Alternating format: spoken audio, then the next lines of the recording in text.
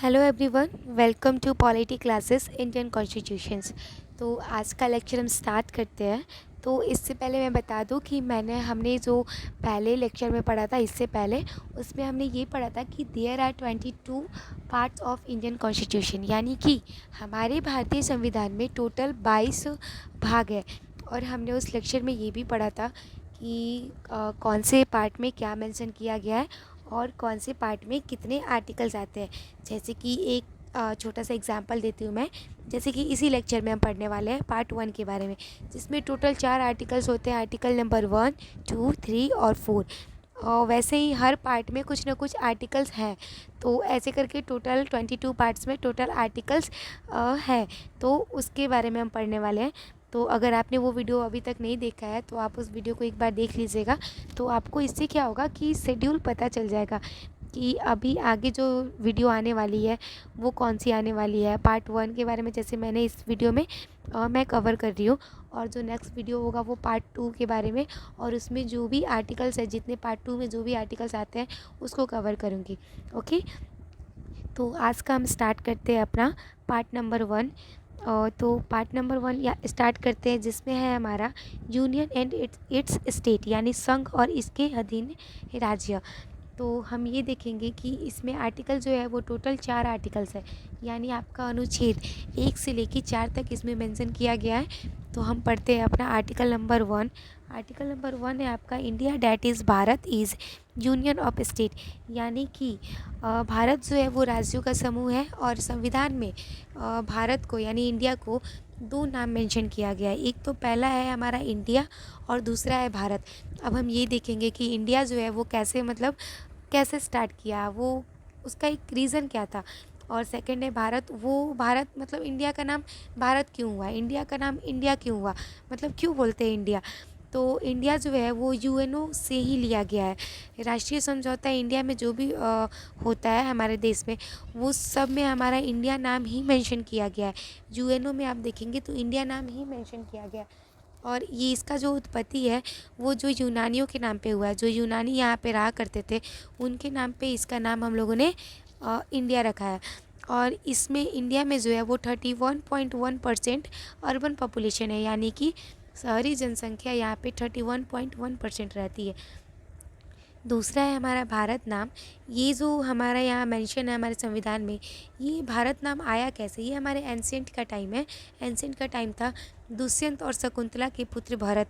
दुष्यंत और शकुंतला के पुत्र भरत थे एक, उन्हीं के नाम पे हमारे इंडिया का नाम भारत रखा गया।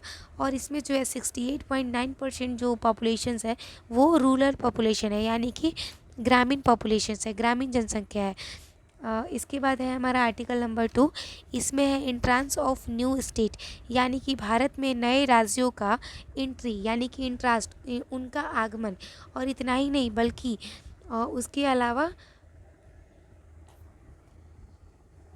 उसके अलावा भी है हमारा टेरिटरीज इन इंडिया, यानी कि entrance of new state and territories in India, यानी कि भारत में नए राज्यों और क्षेत्रों का आगमन।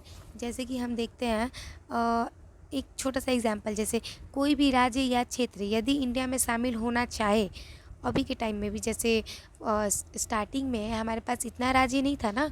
सबसे स्टार्टिंग में हमने 14 स्टेट ही मतलब मेंशन हुआ था हमारे इंडियन कॉन्स्टिट्यूशन में। फिर धीरे धीरे अमेंडमेंट करके फिर उसके बाद अभी तक टोटल 29th स्टेट हुआ है। और पहले स्टार्टिंग में 6 यूनियन टेरिटरीज था, लेकिन अभी हमारे पास 7 यूनियन टेरिटरीज है। ठीक है, तो अगर अभी भी कोई राज्य या कोई ऐसा एरिया, कोई क्षेत्र हो जो कि इंडिया में शामिल होना चाहते हैं, तो ये पॉसिबल है एज़ पर आर्टिकल नंबर 2। ये आर्टिकल नंबर 2 के थ्रू ही पॉसिबल है। और जैसे कि छोटा सा एग्जांपल लेते हैं, जैसे सिक्किम के बारे में। सिक्किम हमारा एक स्टेट है इंडिया का। ये पहले भारत की ही रियासत हुआ करता था, स्टेट नहीं, ये पहले ही भारत का रियासत हुआ करता था। फिर क्या हुआ, 35th कॉन्स्टिट्यूशन अमेंडमेंट हुआ, यानी 35वां संविधान संशोधन हुआ, जिसमें क्या किया गया कि भारत को असम का एसोसिएटेड स्टेट बना दिया गया। एसोसिएटेड स्टेट का मतलब हो गया कि उसको असम का सह राज्य बना दिया गया। लेकिन फिर उसके बाद जब 36th कॉन्स्टिट्यूशन अमेंडमेंट हुआ तो उस टाइम क्या किया गया, सिक्किम को एक अलग राज्य बना दिया गया। और कौन सा राज्य, 22nd यानी कि 22वां राज्य बना दिया गया इंडिया का। तब जाके इस अमेंडमेंट के थ्रू हमारा जो सिक्किम है वो हमारा 22nd स्टेट ऑफ इंडिया बना। इसके बाद नेक्स्ट है हमारा आर्टिकल नंबर 3। इसमें है birth of new state in India, यानी कि भारत में नए राज्यों का जन्म। इससे पहले हमने देखा आर्टिकल नंबर 2 जिसमें भारत में नए राज्यों का आगमन, लेकिन इसमें हम देखेंगे कि भारत में नए राज्यों का जन्म। और इतना ही नहीं बल्कि changes in their names and boundaries, उसके राज्य, उसके नाम और उसके सीमाओं में परिवर्तन करना। भारत में जो भी नए राज्यों का जन्म होगा उनके नाम, उनके सीमाओं में परिवर्तन करना, उनके बाउंड्रीज़ में चेंजेस करना। जैसे एक छोटा सा एग्जांपल है, इनिशियली अभी के टाइम का ही बात बता रही हूँ मैं, जो हमारा लास्ट स्टेट जो ऐड हुआ है, न्यू स्टेट जिसका बर्थ हुआ है, वो हमारा 2 जून 2014 यानी 2 जून 2024 के थ्रू अमेंडमेंट किया गया था, जिसमें तेलंगाना को 29th स्टेट ऑफ इंडिया बना दिया गया। यानी हमारे राज्य का, हमारे देश का सबसे लास्ट अभी स्टेट जो है 29th स्टेट, वो हमारा तेलंगाना बना दिया गया। ये के नोट करने की बात इसमें ये है कि हमारा जो इतना आर्टिकल्स है, तो ये एक इकलौता आर्टिकल्स है जिसका प्रोसेस स्टार्ट करने से पहले ही हमें परमिशन लेना पड़ता है, वो भी प्रेसिडेंट। इसका जो परमिशन है वो एकदम रिक्वायर्ड है, एकदम कंपलसरी है। इसका प्रोसेस स्टार्ट हो उससे पहले हमें प्रेसिडेंट का परमिशन चाहिए। उसके बाद नेक्स्ट है हमारा आर्टिकल नंबर 4 जिसमें है हमारा ऑर्डिनरी बिल, यानी कि ऑर्डिनरी बिल का मतलब हो गया साधारण विधेयक। जब आगे चलकर हम बिल्स या विधेयक के बारे में पढ़ेंगे तो हमें 4 चीज़ देखने को मिलेगा, 4 चीज़ पढ़ने को मिलेगा बिल्स के बारे में, कि 4 बिल होता है हमारे संविधान में। एक है ऑर्डिनरी बिल, दूसरा मॉनिटरी बिल, फिर फाइनेंशियल बिल और उसके बाद है अमेंडमेंट बिल। तो जो ऑर्डिनरी बिल है इसका मतलब हो गया साधारण विधेयक, मॉनिटरी बिल का मतलब हो गया हमारा धन विधेयक, फाइनेंशियल बिल का मतलब हो गया वित्तीय विधेयक और अमेंडमेंट बिल का मतलब हो गया, ये तो आपको पता है, मैंने स्टार्टिंग के लेक्चर से ये बता रखा है कि अमेंडमेंट बिल का मतलब हो गया हमारा संशोधन विधेयक। यानी जो भी चेंजेस वगैरह होता है हमारे संविधान में वो अमेंडमेंट बिल के थ्रू ही होता है।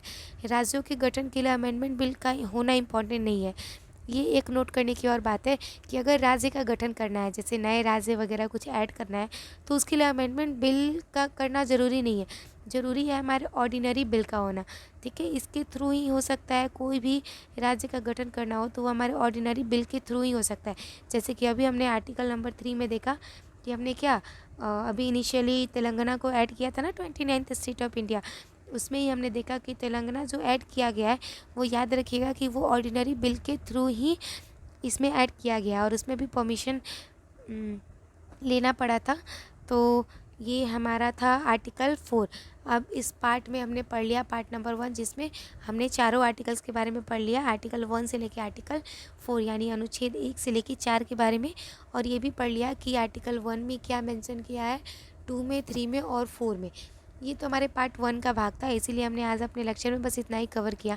अब आगे के लेक्चर में हम ये कवर करेंगे कि पार्ट 2 में क्या है, क्या मेंशन किया गया है और पार्ट 2 में कितने आर्टिकल्स हैं और हर आर्टिकल्स में क्या क्या चीज़ जो है वो मेंशन किया गया है। तो आई होप आपको आज का ये वीडियो पसंद आया होगा।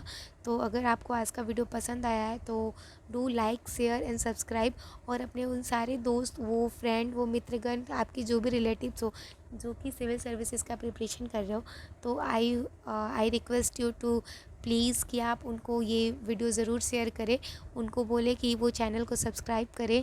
और थैंक यू, बस इतना ही, और आज का लेक्चर आज ख़त्म करते हैं। So thank you so much.